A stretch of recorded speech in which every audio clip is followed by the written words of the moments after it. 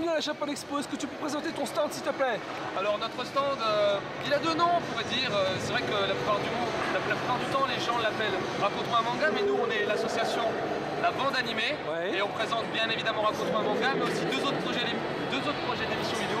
Un qui s'appelle Anime Games, où on va faire des tests de jeux vidéo tirés des animés, et une émission qui s'appelle LexiJap qui va vous présenter des mots de vocabulaire japonais d'une manière un petit peu particulière. Et ça fait combien de temps que Hermam existe? Hermam, en fait, c'est 5 ans cette année. C'est les 15 ans de Japan Expo, mais c'est les 15 ans, c'est les 5 ans de Raconte-moi un manga. Ça fait 5 ans qu'on a commencé, c'était un 29 avril. On savait pas trop où on allait. Et puis, de fil en aiguille, 3 émissions. Notre projet principal, 34 épisodes. Et puis aussi des diffusions télé, des conférences, des conventions, des reportages, bref, que des trucs très sympas. Pour les gens qui ne connaissent pas Hermam, comment tu peux leur expliquer? Alors Raconte-moi un manga, c'est fait pour raconter un manga, bien évidemment. La petite particularité, c'est qu'en fait, on va essayer de faire en sorte que la personne qui va regarder la vidéo rentre dans la BD. Tout à fait. En gros, comment on fait? On prend les cases, et puis on va les adapter à notre façon, c'est-à-dire on va mettre des acteurs à la place des personnages, on va redessiner les décors, on va mettre des effets spéciaux, les bulles, les onomatopées, le tout en noir et blanc. Et puis on va prendre 4 moments clés de l'histoire pour essayer de raconter, de donner aux gens l'envie d'aller lire le manga sans trop spoiler. Donc un gros travail de recherche de manga et d'adaptation. C'est un gros travail de recherche de manga, c'est un gros travail d'adaptation, mais c'est un énorme travail surtout de post-production parce qu'au niveau des effets spéciaux, tout se fait sur un fond vert. Et il va falloir réincruster tous les personnages sur les décors. Quand on a 2 personnages qui sont sur le même plan, en fait, ça a été filmé 2 fois. Donc quand il y en a 10, ça a été filmé 10 fois. C'est surtout la post-production qui prend du temps, mais on est de plus en plus aguerris. Et voilà, on arrive à pondre, on va dire, 6 épisodes dans l'année à peu près. Oh, c'est une bonne moyenne. C'est déjà pas mal. Pour le temps que ça nous prend, je vais donner un exemple pour l'épisode sur l'attaque des titans, Shingeki no Kyojin, en post-production seulement, donc pour tout ce qui est après qu'on ait filmé, on va dire 300 heures je pense. Ah oui quand même. Ouais. Ah, celui-là il était gros, il était lourd. Et quel est ton rêve? Mon rêve? Oui, ton rêve, parce que chacun doit avoir un rêve et essayer de l'atteindre.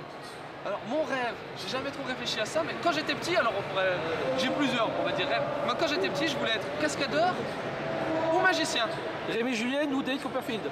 Comment? Rémi Julien ou David Copperfield? Oui, pourquoi pas.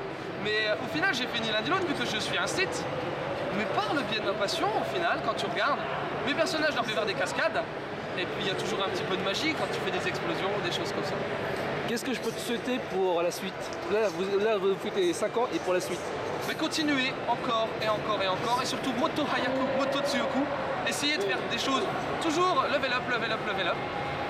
Avoir une équipe bien solide, bien soudée comme on l'a, mais toujours la développer pour essayer de monter d'autres projets, pourquoi pas, des nouvelles émissions.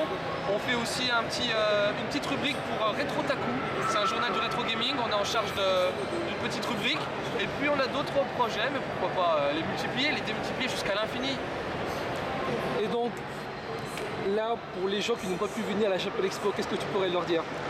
Ben, c'est dommage, c'est un endroit, on va dire c'est la grande messe des fans de l'animation et des mangas, même si je sais qu'il y a un côté commercial qu'on peut pas négliger. N'empêche que c'est là où il y a tout le monde qui se réunit et j'espère que vous viendrez l'année prochaine. Et quelles sont tes prochaines conventions?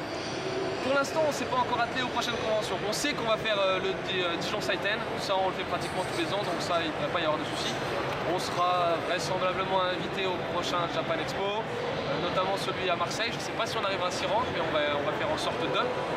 On a une convention, alors c'est pas vraiment une convention, mais il y a un festival qui s'appelle le Cabaret Vert à Charleville-Mézières qui réunit plus de 70 personnes, 70 000, 70 personnes ce serait pas des masses. 70 000 personnes, c'est un festival rock, mais ils ont une partie un petit peu BD et donc on est invité là-bas. Sympa. Oui, c'est notre ville, donc c'est vrai que ça fait toujours plaisir d'être invité là-bas. À domicile quoi. Exactement, on joue chez nous. Et donc, est-ce que tu peux rappeler l'adresse de ton site? www.r-mum.fr, raconte-moi un manga. On peut retrouver nos vidéos sur YouTube, sur Watt, sur Dailymotion. On a une page Facebook, et puis c'est déjà pas mal. Le mot de la fin? A bientôt pour de nouvelles aventures encore plus fabuleuses. Je suis obligé de le faire comme ça parce que quand je le fais avec la voix du grand-père, ça me fait mal à la gorge. Ouais. Donc faut ménager ta voix. Exactement, parce que là 5 jours ça va être long. C'est clair.